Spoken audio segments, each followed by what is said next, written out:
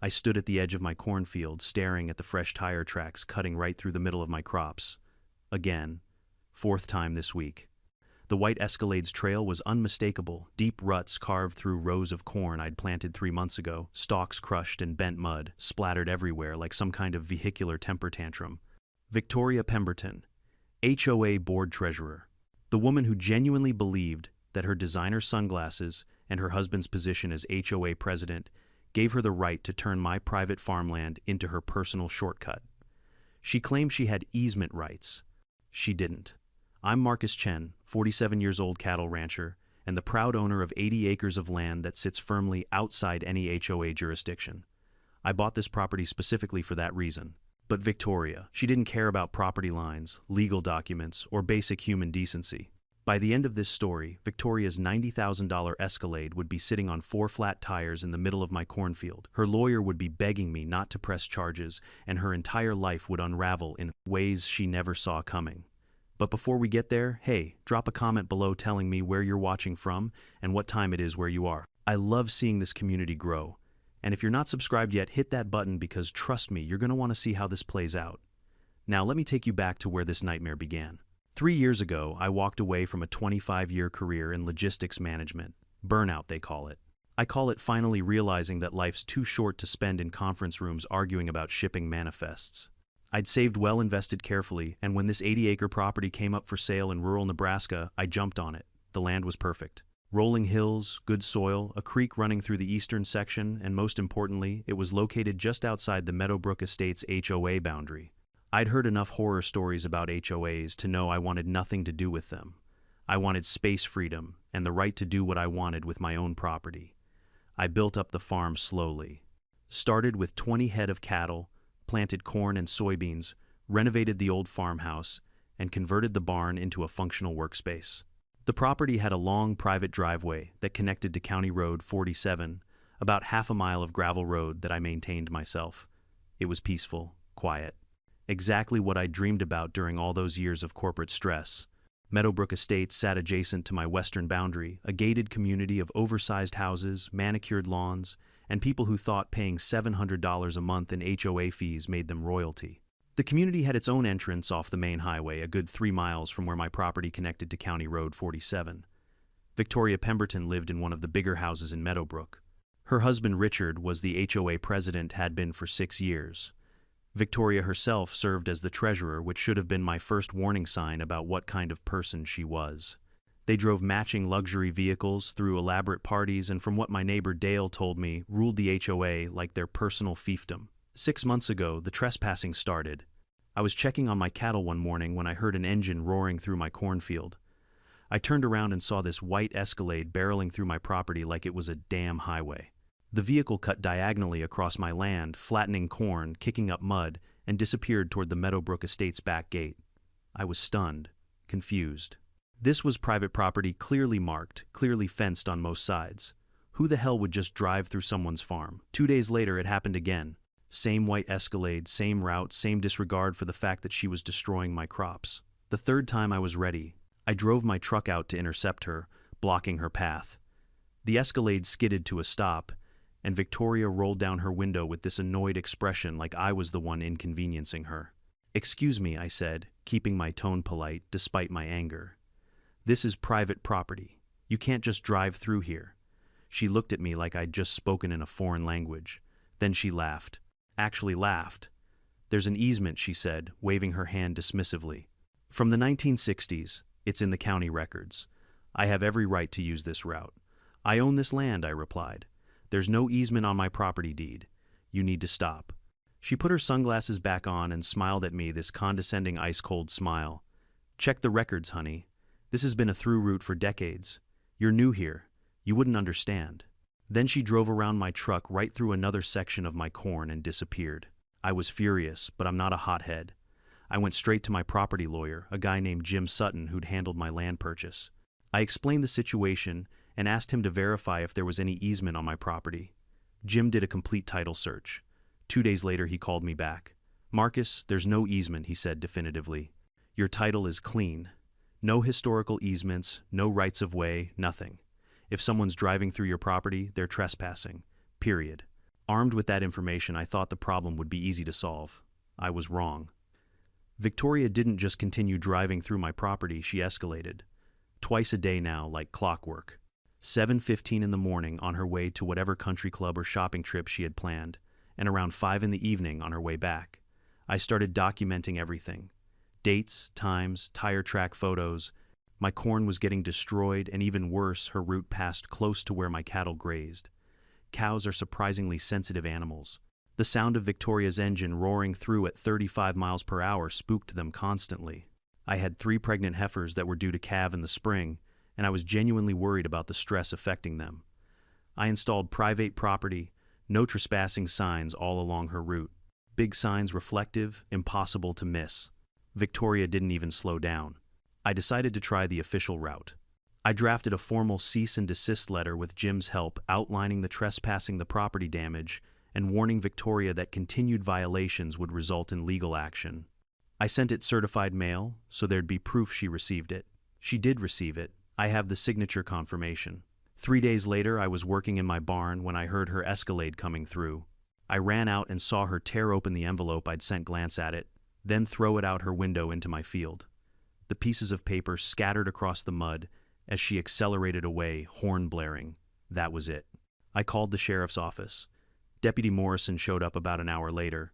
He was a decent guy, probably in his early 30s, and he actually listened to what I had to say.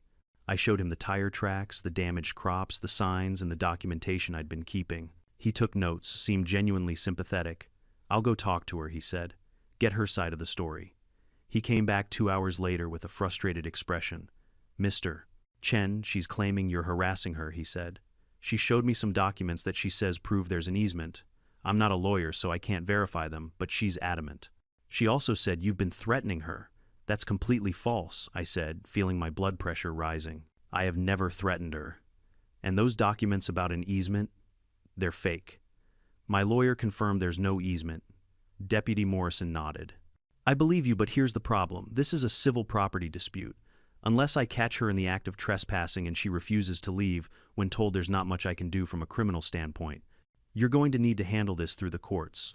I thanked him for his time, but inside I was seething. The legal system was going to let this woman destroy my property while I spent months and thousands of dollars fighting her in court. I decided to take matters into my own hands, legally of course. I bought a heavy-duty steel gate and installed it across the path Victoria had been using. It was a proper gate locked with a thick chain and padlock. I installed it on a Friday evening. Saturday morning, Victoria's route would be blocked. Saturday morning came. I was in my kitchen having coffee when I heard the familiar sound of her engine. Then I heard screeching brakes, shouting, and the unmistakable sound of metal being cut. I ran outside and got there just in time to see Victoria using bolt cutters. Bolt cutters she apparently kept in her vehicle for exactly this purpose, to cut through my chain. The gate fell open and she drove through, giving me the middle finger as she passed. I had a trail camera hidden nearby. It caught everything.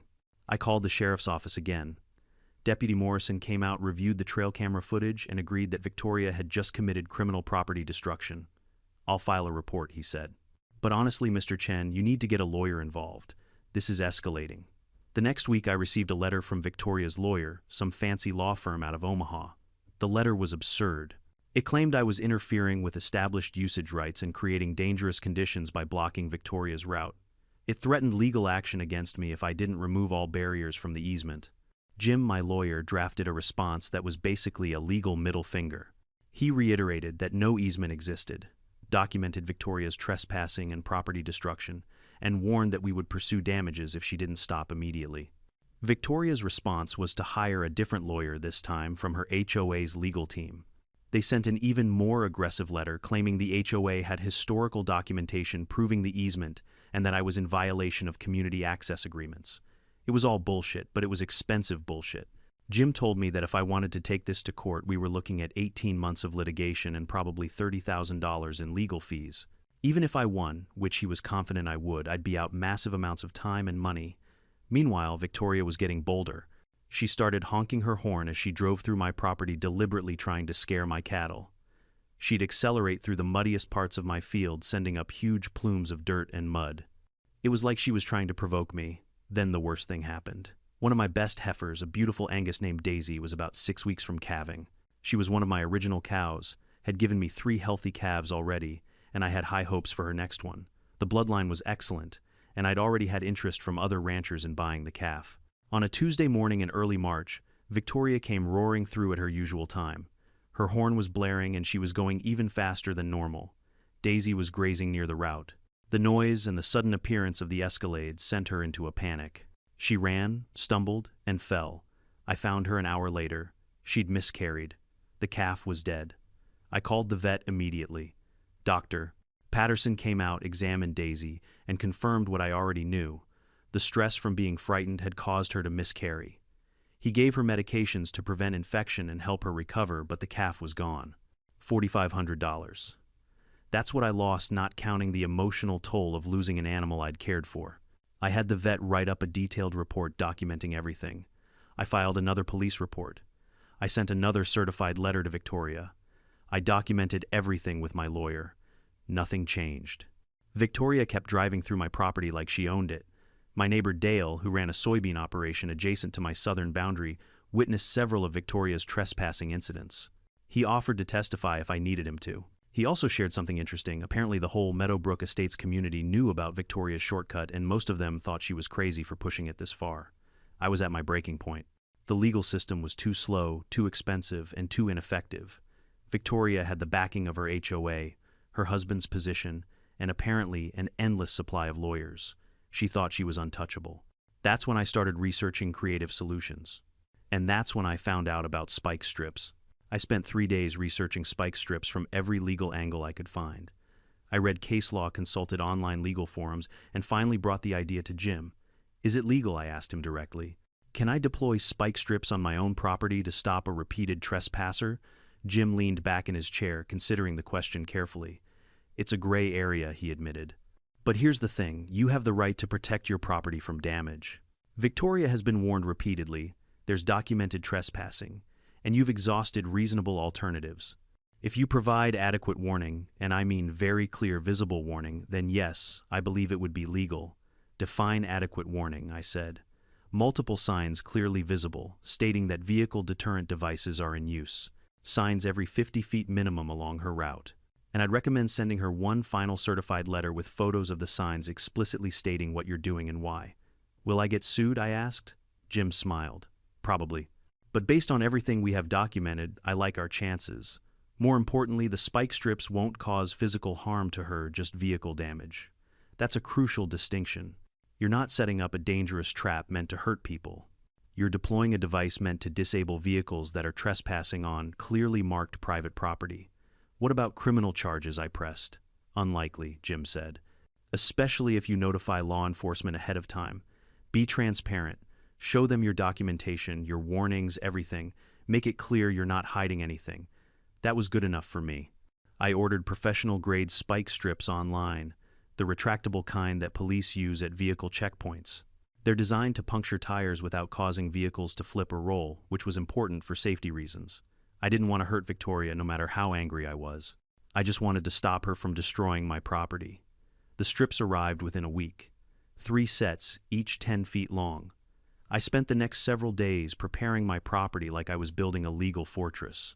I installed additional trail cameras with night vision and motion sensors covering every possible angle of the route Victoria used. I wanted video evidence from multiple perspectives. Then came the signs.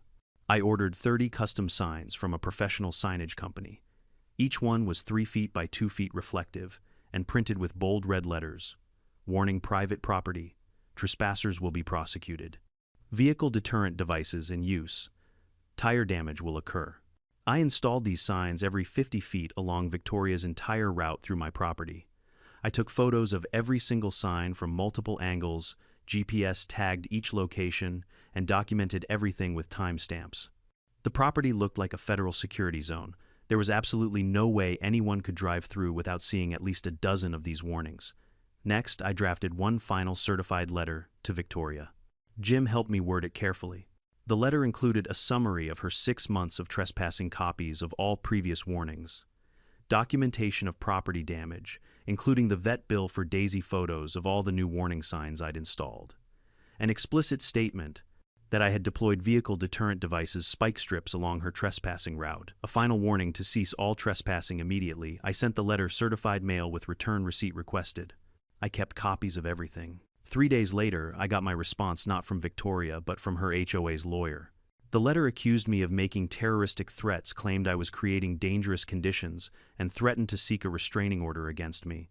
It was exactly the response I'd expected. They were trying to intimidate me. It wasn't going to work. I took all my documentation to the sheriff's office and asked to speak with Deputy Morrison. I showed him everything, the months of trespassing evidence, the property damage, the warnings, the new signs, and yes, the spike strips. I want to be completely transparent, I told him. I'm not hiding anything. Victoria Pemberton has destroyed my property for 6 months, despite repeated warnings. I've exhausted every reasonable option. The spike strips are deployed with clear warning signs. I'm not trying to hurt anyone. I just want her to stop trespassing. Deputy Morrison reviewed everything carefully. He walked out to my property and looked at the signs himself. Finally, he said, "Off the record, I don't blame you one bit. On the record, I have to tell you to be very careful. If she gets hurt, even if it's her own fault, you could face liability." "I understand," I said, "but she won't get hurt. The strips are designed to puncture tires, not cause accidents." He nodded slowly. "All right, you've documented everything properly. You've given fair warning. I can't tell you this is a good idea, but I also can't tell you it's illegal." That was as close to approval as I was going to get. I spent that Sunday evening deploying the spike strips. I positioned them strategically along Victoria's route, 3 sets spaced about 30 yards apart. I tested them first with my old farm truck to make sure they worked as intended and wouldn't cause the vehicle to lose control. They worked perfectly. 4 quick punctures, tires deflated within seconds, but the vehicle remained stable and controllable. Everything was set. Victoria's typical Monday morning commute was at 7:15 a.m. I'd be ready. I barely slept Sunday night. I kept running through scenarios in my head, questioning whether I was doing the right thing, wondering if I'd missed any legal angles. But every time doubt crept in, I thought about Daisy, about the thousands of dollars in crop damage, about 6 months of being ignored and dismissed. No. Victoria had made her choice repeatedly. Now she'd face the consequences. Monday morning I was up at 6 a.m. I made coffee, checked all the camera feeds on my laptop, and positioned myself in my barn where I had a clear view of 3 different monitor screens, showing live feeds from different angles. 6:45. 7 o'clock. 7:10. My heart was pounding. Part of me wondered if maybe she wouldn't come today. Maybe the weekend had brought some sense into her. Maybe she'd finally read my warning letter and decided to stop. 7:14 a.m. I saw movement at the tree line on the western edge of my property. The white Escalade appeared right on schedule. I watched on the monitors as Victoria's vehicle approached the first warning sign. She didn't even slow down. The sign was 3 feet tall, bright yellow and red, impossible to miss in the morning light. She drove right past it at what looked like 35 miles per hour. Second sign, third sign, fourth sign. She wasn't stopping. She wasn't slowing. She was driving through my property like she had every legal right to be there, like all my warnings meant absolutely nothing. My hands were shaking as I watched the monitors. The camera angles were perfect. I could see her vehicle from 3 different perspectives as it approached the first spike strip. 20 yards, 15 yards, 10 yards. The Escalade hit the first spike strip. Pop, pop. Even from inside the barn, I heard the sound of the front tires exploding. On the monitor, I saw the vehicle lurch forward, the front end dipping as the tires rapidly deflated. But Victoria didn't stop. She probably thought she'd hit a pothole or run over debris. She kept going. 5 seconds later, the rear tires hit the same strip. Pop, pop. Now the Escalade was riding on 4 deflating tires. I saw the brake lights flash. Victoria had finally realized something was wrong. But she still had forward momentum, and she was rolling on shredding rubber and bending rims. 15 yards later, she hit the second spike strip. This time the sounds were sharper, metal on metal, as her damaged rims struck the spikes. Whatever tire pressure remained was gone now. The Escalade was riding on 4 completely flat tires and damaged wheel rims. Victoria was still trying to brake, but the vehicle was barely responding. She rolled forward another 20 yards before hitting the third and final spike strip, my insurance policy. The final set of spikes shredded what was left of her tires completely. Strips of rubber flew in different directions. The Escalade finally came to a complete stop, about 50 yards past the last spike strip, sitting in the middle of my cornfield on 4 destroyed tires and visibly damaged rims. I immediately saved all the camera footage to 3 different locations: local hard drive, cloud backup, and an external USB drive I'd prepared specifically for this purpose. The evidence was secure. For a long moment, nothing happened. The Escalade just sat there, engine still running, brake lights on. I could see Victoria through the windshield, though not clearly enough to see her expression. She was sitting completely still, probably in shock. Then her door opened. Victoria climbed out of her vehicle slowly, like she couldn't quite process what had just happened. She walked around to the front of the Escalade, looked at the destroyed tires, then walked around to the back. Even from the camera angle, I could see the moment full realization hit her. She started screaming. I couldn't hear the words from the barn, but her body language was clear. She was furious, gesturing wildly, kicking at one of the flat tires and then pulling out her phone. I picked up my phone and called the sheriff's office. "This is Marcus Chen, on County Road 47, I said calmly when the dispatcher answered. "I have an active trespasser on my property who has damaged their vehicle by ignoring multiple warning signs about vehicle deterrent devices. I need a deputy to respond for a trespassing incident." The dispatcher took my information and said someone would be there within 20 minutes. I gathered all my documentation, property deed copies of all warnings, sent to Victoria photos of the signs, camera footage on a laptop, and the vet bill for Daisy. Everything was organized in a large folder. Then I walked out to meet Victoria. The walk from my barn to where the Escalade sat in my cornfield took about 3 minutes. I could hear Victoria shouting into her phone the entire time. As I got closer, I caught fragments of the conversation. "Completely destroyed. Yes, all 4 tires. I don't care what time it is, I need you here now. Sue him for everything." She saw me approaching, and her voice changed immediately. "What did you do to my car?" she screamed, her face bright red with rage. "You psycho!" "You tried to kill me," I stopped, about 10 feet away, keeping my expression neutral and my voice calm. "You ignored multiple warnings on my private property, Victoria. This is the consequence of 6 months of trespassing. Consequence. Consequence." She was shaking with anger.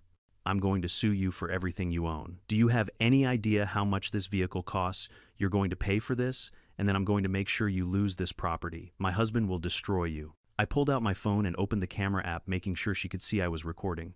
"Victoria, you've been trespassing on my property for 6 months.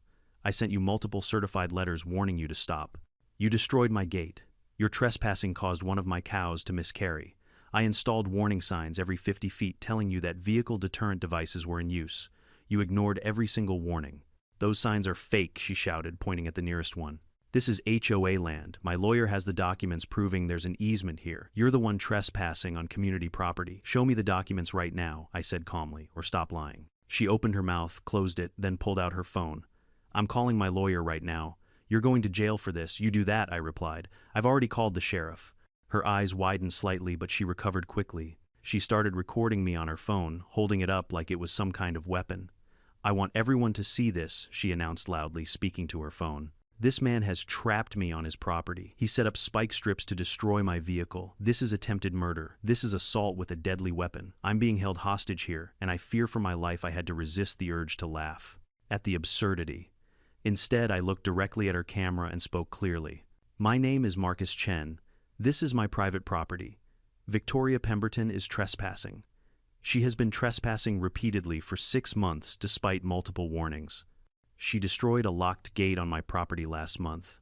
Her trespassing directly caused one of my pregnant cows to miscarry, costing me $4,500.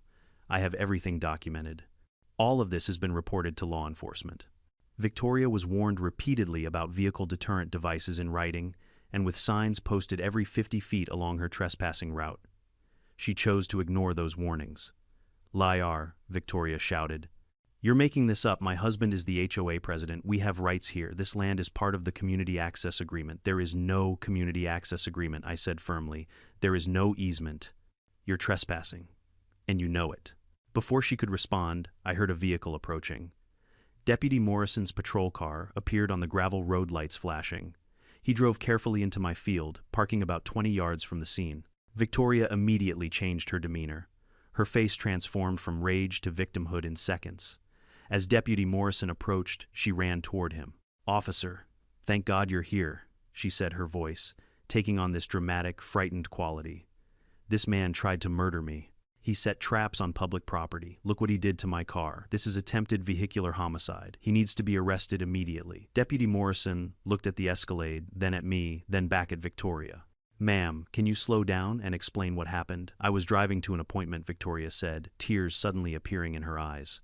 I was using the community easement that goes through this property. It's been here for decades. It's perfectly legal, and suddenly my tires exploded. All 4 of them, he set up spike strips to kill me. It's a miracle I didn't crash and die. Deputy Morrison pulled out his notepad.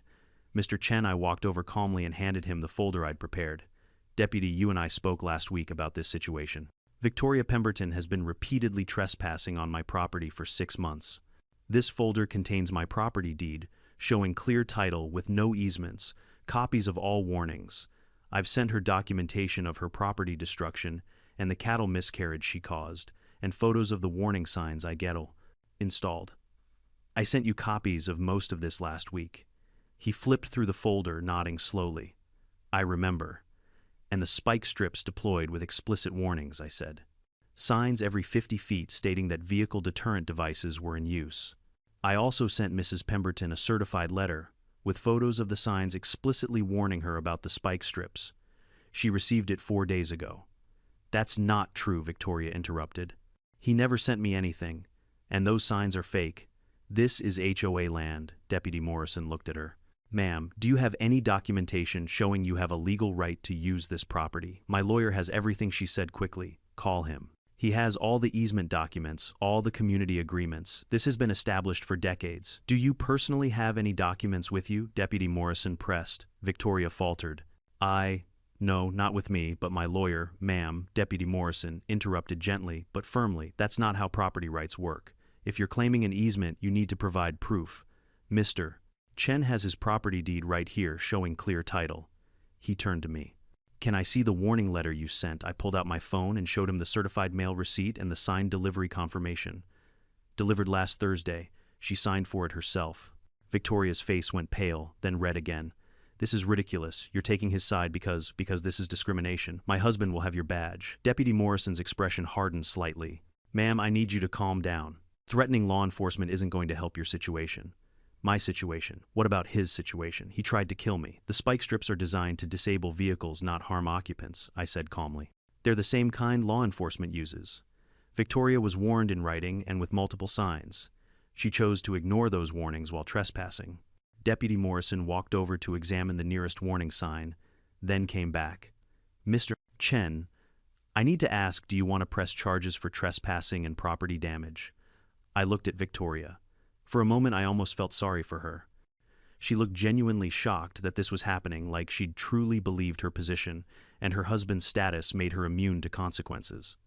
But then I thought about Daisy, about 6 months of destroyed crops, about being dismissed, ignored, and treated like my property rights meant nothing. Yes, I said firmly. I absolutely want to press charges. Victoria's face went through several shades of color, red to white, to an almost grayish pale. The reality of the situation was finally truly sinking in. You can't arrest me, she said, her voice losing its confidence. This is a civil matter. Property disputes are civil. You said so yourself last time. Deputy Morrison pulled out his citation book. Criminal trespassing isn't civil, ma'am, especially after multiple documented warnings and when property damage is involved. And based on what Mr. Chen showed me last week about the destroyed gate, there could be additional charges. The gate. Victoria's eyes went wide. I don't know what you're talking about. I never touched any gate. I have trail camera footage, I said. Clear video of you cutting my chain with bolt cutters. She opened her mouth, then closed it. The lies were catching up to her. Deputy Morrison started writing. Mrs. Pemberton, I'm citing you for criminal trespassing. Depending on what the district attorney decides, there may be additional charges for property destruction. You'll have a court date in approximately 3 weeks. The citation will have all the details. This is insane, Victoria said, but her voice had lost its edge. She was starting to sound desperate. Richard is going to Hill. I need to call him. She pulled out her phone and dialed. We all stood there in awkward silence while it rang, and rang, and rang. No answer. She tried again. Still no answer. He's probably in a meeting, she muttered, then dialed another number. I'm calling my lawyer. This time someone answered, but I could hear the response even from where I stood. Victoria, it's 7:45 in the morning. Unless this is an emergency, it is an emergency, she practically shrieked. I'm stuck on that property I told you about, and this man has destroyed my car, and the police are trying to arrest me. There was a long pause on the other end. Victoria, I told you not to use that route anymore. I specifically advised you to stop going through that property. Her face went even paler. But you said you told me, I told you we'd explore your options legally. I never told you to keep trespassing. Listen, I can't talk about this over the phone. Stop talking to anyone, don't sign anything, and call my office during business hours. The lawyer hung up. Victoria stood there staring at her phone like it had betrayed her. Deputy Morrison finished writing the citation and handed it to her. Ma'am, we need to get your vehicle out of this field. I'm going to call for a tow truck. How much is that going to cost? Victoria asked quietly. The deputy pulled out his phone and made the call. 10 minutes later, he had an answer. Tow truck driver says $450 to extract the vehicle from the field plus $120 per day if you need it impounded. $450. Victoria looked like she might cry. I don't have that much cash on me. Do you have anyone who can bring you money? Deputy Morrison asked. She tried calling Richard again. No answer. She tried 2 more numbers. Friends, maybe, but either no one answered or they couldn't help. Can they tow it to my house instead? She asked desperately. The deputy relayed the question. He says yes, but that's additional mileage. It'll be $650 total. Victoria looked like she was doing mental math about her credit cards. Fine, whatever. Just get this nightmare over with. While we waited for the tow truck, I brought up something I'd been holding back. Deputy, I want to add to my complaint. The miscarried heifer that happened because Victoria repeatedly drove through my property at high speed, honking her horn, scaring my cattle. I have a vet report documenting that the miscarriage was caused by stress. That's $4,500 in damages. Deputy Morrison added it to his notes. The DA will review everything and determine what charges to file. The tow truck arrived 20 minutes later. The driver, a guy in his 50s named Walt, took one look at the Escalade and whistled. Lady, you did a number on this thing. All 4 tires, shredded rims are bent to hell. You're looking at new tires plus rims. Probably $3,200, maybe more depending on what else got damaged. Victoria didn't respond. She just stood there looking defeated. Walt hooked up the Escalade and carefully winched it onto his flatbed. The whole process took about 30 minutes. Victoria paid with a credit card, her hands shaking slightly as she signed the receipt. Deputy Morrison looked at her. Mrs. Pemberton, do you need a ride home? She nodded numbly. Before she left, she turned to me. The fury was gone now, replaced with something that looked like genuine fear. Richard is going to sue you for everything, she said, but there was no conviction in her voice. The HOA will destroy you. You'll lose this property. You'll lose everything. I met her eyes steadily. Victoria, I'm not in your HOA. Your husband has no power here, and I didn't do anything illegal. You did. Multiple times. For 6 months. This is on you. She didn't have a response to that. Deputy Morrison drove her away. Walt followed with the Escalade on his flatbed, and I was left standing alone in my cornfield, suddenly exhausted. I walked back to my barn, sat down at my laptop, and made multiple copies of all the morning's camera footage.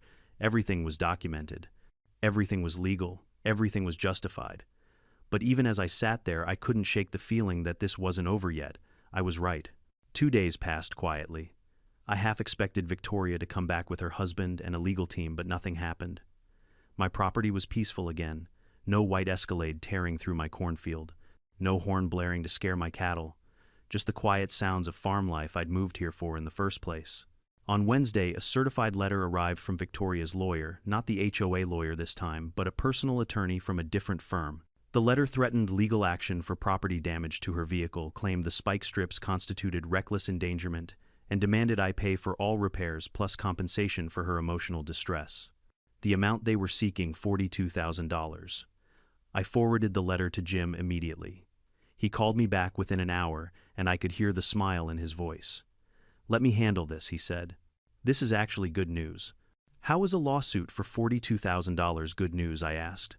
Because they're overplaying their hand, Jim explained.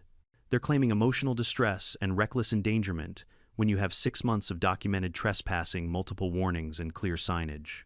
I'm going to draft a response that not only refutes their claims, but also files a counterclaim. For what? For everything she's actually done. 6 months of trespassing, that's roughly 240 individual incidents at minimum. Property damage to your gate. Destruction of crops, I'll need you to calculate the actual value of the corn she destroyed. The vet bill for your miscarried heifer. Emotional distress for having to deal with 6 months of harassment. and I'm going to push for punitive damages because her behavior was willful and malicious. Jim did the math. The total came to $28,000 in actual damages. With punitive damages, we could potentially seek more. Send them the counter notice, I told Jim. Let's see what happens. Jim's response letter was a masterpiece. It systematically destroyed every claim in Victoria's lawsuit, provided overwhelming documentation of her trespassing, and presented our counterclaim with all supporting evidence. He sent it certified mail to both Victoria's personal lawyer and her HOA's legal team. The response was silence. Complete silence. A week went by with no legal communication at all. I started to relax slightly, thinking maybe Victoria had finally realized she couldn't win this fight. Then Dale, my neighbor, called me with interesting news. "Marcus, you need to hear what's going on in Meadowbrook Estates," he said. "It's all over town." Apparently Victoria's spike strip incident had made local news. Not the big news stations, but the community Facebook groups and the local newspaper's website. Someone had posted about it, and the story spread like wildfire. People were discussing it everywhere, at the coffee shop, at the grocery store, at church. But the interesting part wasn't the trespassing story. It was what happened after. A woman named Patricia Chen, no relation to me, just coincidence, who served on the Meadowbrook Estates HOA board as the assistant treasurer, had started asking questions. She'd heard about Victoria using HOA legal funds to fight her battle with me, and she wanted to know if that was appropriate. When she started digging into the HOA's financial records, which she had access to as assistant treasurer, she found discrepancies. Lots of discrepancies. Patricia called for an emergency HOA board meeting to discuss the financial irregularities. Richard Pemberton, as president, tried to shut it down, but Patricia had already contacted enough board members to force the meeting. Dale didn't have all the details, but the rumor was that Victoria had been embezzling from the HOA for at least 2 years. Using HOA funds for personal expenses, paying her personal legal bills with community money, even using HOA credit cards for shopping trips and spa days. They're talking about criminal charges, Dale told me. Embezzlement, fraud, theft. The whole 9 yards. I was stunned. I'd known Victoria was entitled and arrogant, but actual embezzlement, that was a whole different level. Over the next week, more details emerged. The HOA held their emergency meeting and voted to place both Victoria and Richard on immediate suspension from the board, pending a full financial audit. They hired a forensic accountant to review all the records from the past 5 years. The audit revealed that Victoria had embezzled approximately $60,000 over 2 years. She'd been clever about it, small amounts here and there, personal expenses categorized as community needs, HOA vendor payments that actually went to her personal contractors. But it all added up. The HOA filed a police report. The county sheriff's office opened an investigation, and suddenly Victoria had much bigger problems than a trespassing citation and a destroyed Escalade. The easement documents Victoria had claimed to have, they never existed. She'd completely made them up, apparently believing that her position as treasurer and her husband's position as president meant no one would question her. Richard Pemberton resigned from the HOA board in disgrace. Whether he'd known about the embezzlement or was just negligently ignorant, he was done. The community turned against them both. Victoria and Richard put their house up for sale 2 weeks after the spike strip incident. According to Dale, they were trying to get out before the criminal charges officially came down. My court date for the trespassing case arrived in mid-April. Victoria appeared with a different lawyer, her third one, and pleaded guilty to criminal trespassing in exchange for the property destruction charges being reduced to a misdemeanor. The judge ordered her to pay me restitution for documented damages, $8,500 total, covering the destroyed gate calculated crop loss and the vet bill for Daisy. It wasn't the full $28,000 Jim had calculated, but it was something. Victoria was also placed on 12 months probation with a specific condition: she was forbidden from coming within 500 feet of my property. Essentially a protective order. She didn't look at me once during the entire court proceeding. She looked diminished, somehow smaller, older, defeated. I used the restitution money to install a proper fence along my entire western boundary. Not to keep Victoria out specifically, she was legally barred from my property now, but to prevent any future problems with other entitled Meadowbrook residents. The fence was beautiful. 8 feet tall reinforced steel posts with proper gates at the access points. It cost more than the $8,000 I received, but it was worth it for the peace of mind. 2 months later, Victoria was formally charged with embezzlement and fraud. The criminal case was still pending last I heard, but her lawyer was trying to negotiate a plea deal. She was looking at potential jail time, major fines, and permanent restitution to the HOA. Richard divorced her. According to the local gossip, he claimed he hadn't known about the embezzlement and wanted to protect his own assets. Whether that was true or just self-preservation, I didn't know or care. The Meadowbrook Estates HOA got new leadership, people who actually seemed to care about transparency and following rules. They sent me a formal apology letter, which I appreciated. My farm returned to its peaceful rhythm. The corn grew back where Victoria had destroyed it. Daisy recovered from her miscarriage and was successfully bred again. The cattle grazed peacefully without anyone honking horns at them. One evening in late summer, I was sitting on my porch watching the sunset when I thought about the whole situation. It had started with such a simple thing, someone using my property as a shortcut, but it had revealed so much about entitlement, accountability, and the importance of standing up for yourself. Victoria had thought her position, her husband's authority, and her wealth made her above the rules. She'd thought she could ignore property rights, legal warnings, and basic human decency because she'd gotten away with it before in other contexts. She was wrong. And the truly ironic thing, if she'd just stopped after my first warning, none of this would have happened. The trespassing citations, the destroyed Escalade, the public humiliation, the embezzlement investigation, the divorce, all of it could have been avoided if she'd simply respected someone else's property rights. But people like Victoria don't think that way. They push and push until something pushes back harder. I took a sip of my coffee and watched my cattle grazing in the evening light. No tire tracks through my corn. No entitled HOA treasurer treating my farm like her personal highway. Just peace, quiet, and the satisfaction of knowing I'd defended what was mine through completely legal means.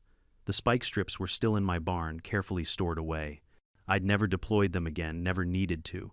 But their existence and what had happened when Victoria ignored the warnings about them had become something of a local legend. Sometimes standing up to a bully means letting them destroy themselves while standing on the right side of the law.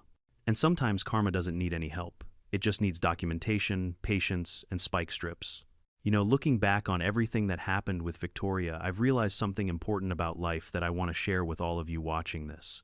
We live in a world where some people genuinely believe that rules don't apply to them. Maybe it's because of their position, their wealth, their connections, or just years of getting away with bad behavior. These people push boundaries constantly, taking a little more each time, testing to see how far they can go before someone finally says no. Victoria Pemberton wasn't born entitled. She became that way through years of no one holding her accountable. Every time she pushed a boundary and got away with it, it reinforced her belief that she was special, that she was above the rules everyone else had to follow. But here's the truth. Accountability always comes eventually. It might take time. It might require patience and documentation and standing your ground when it feels easier to just give in. But it comes. The most important lesson I learned from this whole experience isn't about spike strips or trespassing laws. It's about the importance of standing up for yourself with integrity. I didn't escalate to violence. I didn't break any laws. I didn't resort to the kind of behavior Victoria displayed.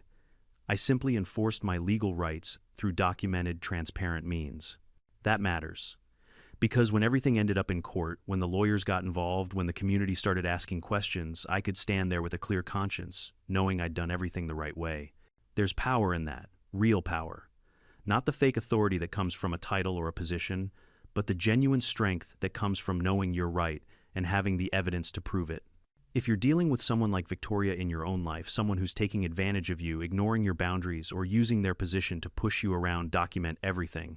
Every incident, every warning, every attempt at resolution. Be patient but firm. Stand your ground legally and ethically. And remember, sometimes the best revenge isn't revenge at all. It's simply letting someone's own actions catch up with them while standing on the right side of the law and watching karma do its work. I'd love to hear your stories in the comments. Have you ever dealt with someone who thought they were above the rules? How did you handle it? What did you learn? Share your experiences below. This community is built on these shared stories of standing up for ourselves and supporting each other. And if you're not subscribed yet, hit that subscribe button right now. We share these kinds of stories every week, real accounts of people standing up to entitled neighbors, corrupt HOAs, and bullies who thought they'd never face consequences. You don't want to miss what's coming next.